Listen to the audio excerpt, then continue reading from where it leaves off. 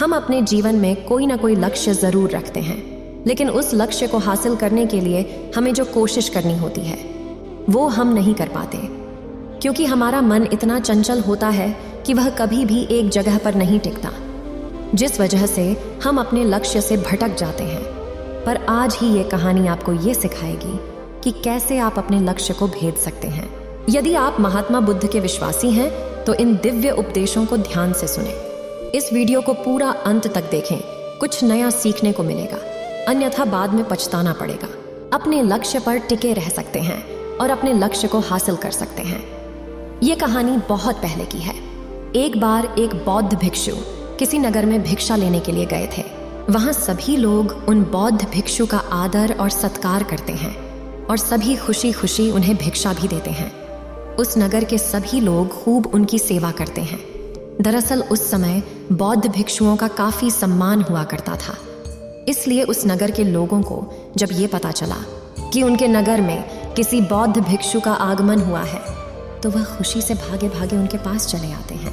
उन सभी लोगों में से एक वैश्या भी थी जो उन बौद्ध भिक्षुओं से मिलने के लिए वहां पहुंच जाती है।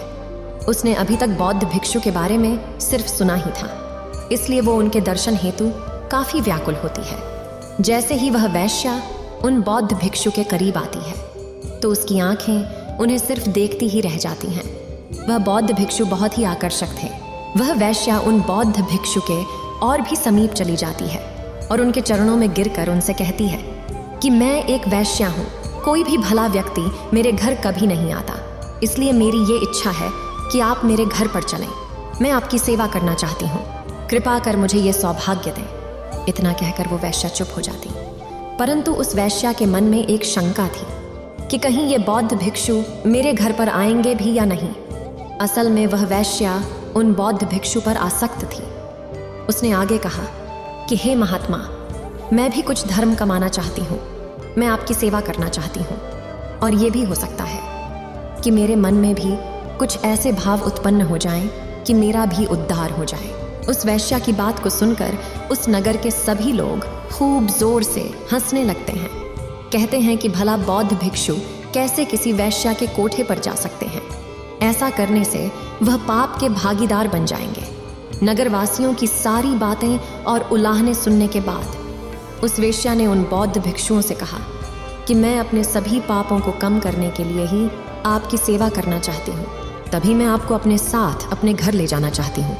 मुझे एक मौका ज़रूर दें, कृपा करके आप मेरे साथ चलें।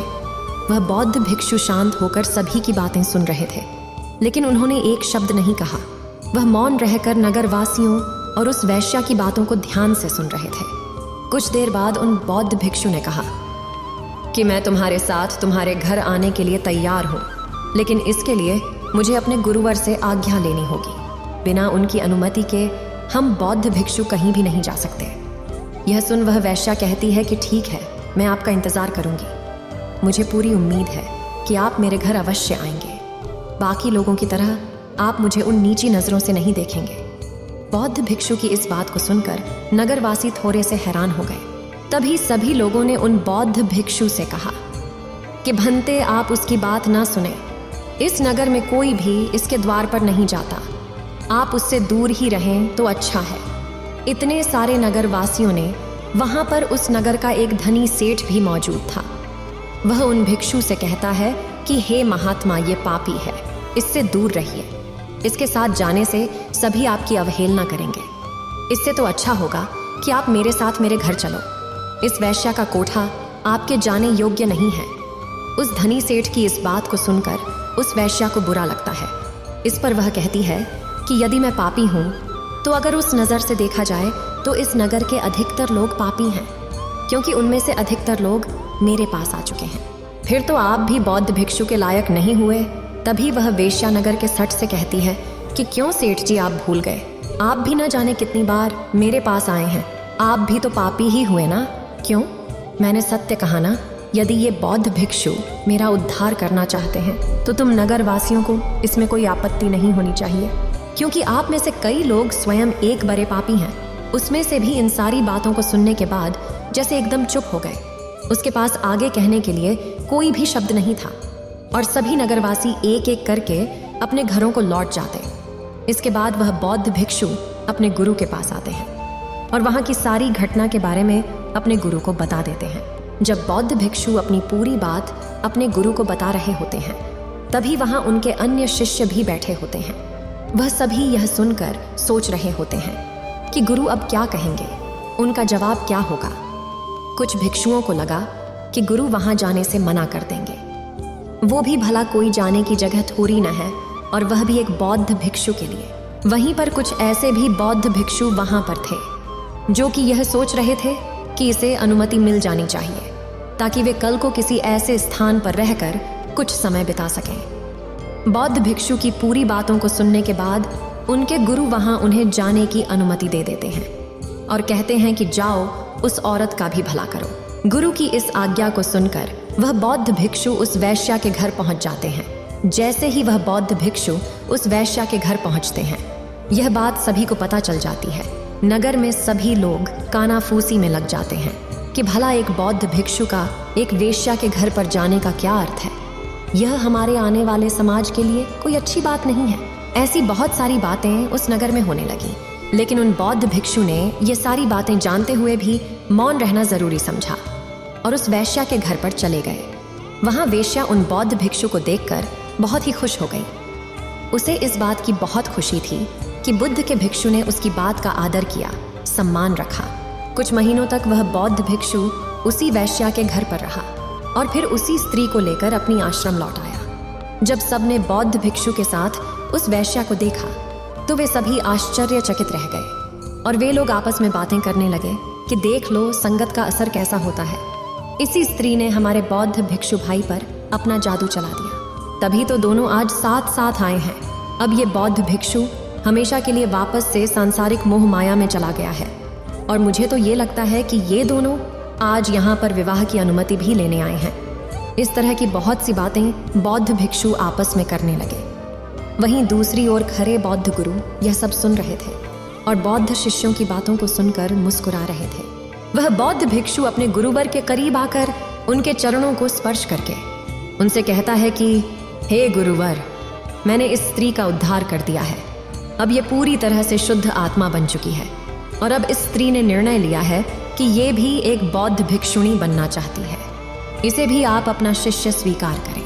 इतना सुनते ही वहाँ खरे सभी बौद्ध भिक्षु हैरान हो जाते हैं और ये सोचने लगते हैं कि ये कैसे हो सकता है। चरित्र तो हमेशा बुरे के साथ रहकर अच्छे का खराब हो ही जाता है। हमारे बचपन में तो हमने यही सीखा था कि बुरे के साथ रहकर तुम भी बुरे बन जाओगे और अच्छे के साथ रहकर तुम अच्छे बनोगे। लेकिन यहाँ पर तो सब कुछ उल्टा हो चुका है। बुरी संगति का कोई भी दुष्प्रभाव नहीं दिख रहा, बल्कि यह स्त्री तो पूरी तरह से बदल चुकी है। और तो और यह एक बौद्ध भिक्षुणी भी बनना चाहती है। आखिर यह सब हुआ कैसे? ऐसे कई सारे प्रश्न भिक्षुओं के भीतर उमड़ रहे थे कि तभी गुरुवर सबकी उलझन को दूर करते हुए कहते हैं कि तुम सभी इतना मत सोचो, तुम्हारे सोचने से इनके उत्तर तुम्हें नहीं मिलेंगे। और आगे कहते हैं कि देखो इस भिक्षु को, जिसने मेरी आशा के अनुरूप कार्य किया है, जैसा मैंने उम्मीद की थी। इस भिक्षु ने वो कर दिखाया है। इस स्त्री के चरित्र को अपने चरित्र जैसा बना दिया, न कि खुद को बदलने दिया। ठीक उसी प्रकार जैसे कमल कीचड़ में रहकर भी कीचड़ जैसा नहीं होता। अगर हम अपने ज्ञान का उचित उपयोग करें तो हर मुश्किल काम आसान हो सकता है। गुरु की इस बात को सुनकर सभी बौद्ध भिक्षु उनकी बात समझ जाते हैं कि अगर आप अच्छी संगति में रहते हैं तो बुरा से बुरा व्यक्ति भी सुधर सकता है। इतना कहकर गुरुवर उन दोनों भिक्षु और उस स्त्री को आशीर्वाद देते हैं और उसे अपने संघ में सम्मिलित कर लेते हैं।